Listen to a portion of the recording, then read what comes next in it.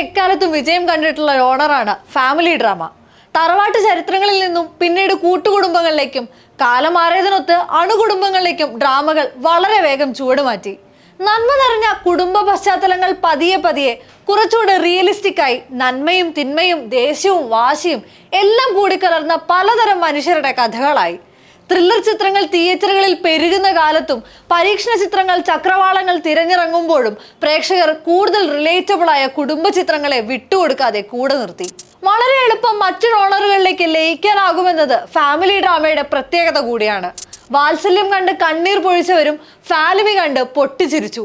പൂക്കാലത്തിലെ പ്രണയത്തിലും കുമ്പളങ്ങി നൈറ്റ്സിലെ വാംത്തിലും ഹോമിലെ നിഷ്കളങ്കമായ സ്നേഹത്തിലും ആവേശം കണ്ടെത്തി. ഗ്രേറ്റ് ഇന്ത്യൻ കിച്ചണും കാതലും അവിടെ റിബലായി. മൈക്കിളപ്പന്റെ 500 കാർ മാസും. കുടുംബത്തിലേക്ക് ഏത് സാഹചര്യം കൊണ്ടുവന്നാലും എന്ത് സ്വഭാവം ചേർത്ത് വെച്ചാലും പ്രേക്ഷകർക്ക് സന്തോഷമാണ്.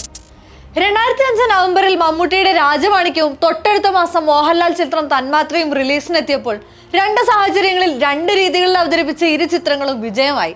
അൻവർ റഷീദ് ചിത്രം രാജമാണിക്യം വികലമായൊരു കുടുംബ പശ്ചാത്തലത്തെ എല്ലാ കൊമേഴ്ഷ്യൽ എലമെന്റുകളെയും തത്തുല്യം ചാലിച്ച് അവതരിപ്പിച്ചപ്പോൾ തന്മാത്ര പറഞ്ഞത് ഓർമ്മകളിൽ ഒറ്റയ്ക്കായി പോയ രമേശന്റെ ഹൃദയം നുറങ്ങുന്ന കഥയാണ്. അതേ വർഷം തന്നെയാണ് കമലിന്റെ സംവിധാനത്തിലെത്തിയ കുടുംബ ചിത്രം രാപ്പകലും തിയേറ്ററിൽ ആളെ കൂട്ടിയത്. കാലം മാറുമ്പോഴും ഫോർമാറ്റുകൾ തിരുത്തപ്പെടുമ്പോഴും പഴയ കുടുംബ ചിത്രങ്ങളിലെ തെറ്റുകൾ വിമർശിക്കപ്പെടുമ്പോഴും ആ കഥകൾക്കൊക്കെയും മലയാളി മനസ്സിൽ വലിയ സ്ഥാനമുണ്ട്.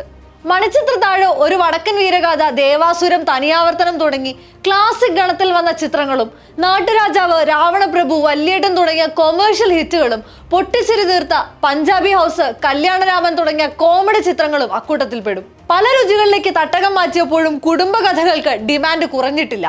അമൽ നീരദിന്റെ ബിഗ് ബിയും ഇയോബിന്റെ പുസ്തകവും ഒരു കുടുംബകഥയെ അവതരിപ്പിച്ചത് തീർത്തും വ്യത്യസ്തമായ പശ്ചാത്തലത്തിലാണ്. ജിത്തു ജോസഫിന്റെ ത്രില്ലറുകൾ അതിന്റെ വേരൂന്നുന്നതും കുടുംബങ്ങളിലെ പ്രതിസന്ധികളിലാണ്. ദൃശ്യം തന്നെ നല്ല ദൃഷ്ടാന്തം. ഏറ്റവും ഒടുക്കം 2024 സമ്മാനിച്ച ഉള്ളൊഴുക്ക്, കിഷ്കിന്ധാകാന്ഡം, ഫാമിലി, ഗുരുവായൂർ അമ്പലനടയിൽ തുടങ്ങിയ ചിത്രങ്ങളും പ്രേക്ഷകർക്ക് നൽകുന്നത് പല പ്രിമൈസുകളിൽ സെറ്റ് ചെയ്യപ്പെടുന്ന മികച്ച സിനിമാനുഭവങ്ങളായിരുന്നു. ഇതേ ഓണറിൽ ഈ വർഷം ഇനി പുറത്തിറങ്ങാനിരിക്കുന്നത് നാരായണിന്റെ 3 ആൺമക്കളാണ്. കിഷ്കിന്ധാകാന്ഡവും രോമാഞ്ചവും പ്രേക്ഷകരിലേക്ക് എത്തിച്ച ജോബി ജോർജിന്റെ ഗുഡ്വിൽ എന്റർടൈൻമെന്റ്സ് ഒരുക്കുന്ന ഏറ്റവും പുതിയ ചിത്രം. കുടുംബ ചിത്രം എന്ന നിലയിൽ നാരായണിന്റെ മക്കളിലേക്ക് പ്രതീക്ഷ നൽകുന്ന ഫാക്ടർ സംവിധായകന്റെ പേരുകൂടെയാണ്. നാദിയ മൊയ്തു, ഗാർഗി എന്നിവർ പ്രധാന വേഷത്തിലെത്തിയ ഒരു പാതിര സ്വപ്നം പോലെ എന്ന ഹ്രസ്വചിത്രം കണ്ടവർക്ക് ശരൺ വേണുഗോപാലന്റെ ട്രീറ്റ്മെന്റിൽ അവിശ്വസിക്കാനാവില്ല. ഒരു കുഞ്ഞു കഥയെ കഥാപശ്ചാത്തലത്തിന്റെ കോംപ്ലക്സിറ്റിക്കൊത്ത് ഡെവലപ്പ് ചെയ്തിട്ടുണ്ട് ശരൺ. ആദ്യ ഫീച്ചർ സിനിമയിലേക്കും അതിന്റെ എല്ലാ ഗുണങ്ങളെയും സംവിധായകൻ ചേർത്ത് വെച്ചിരിക്കുമെന്ന് പ്രതീക്ഷിക്കാം.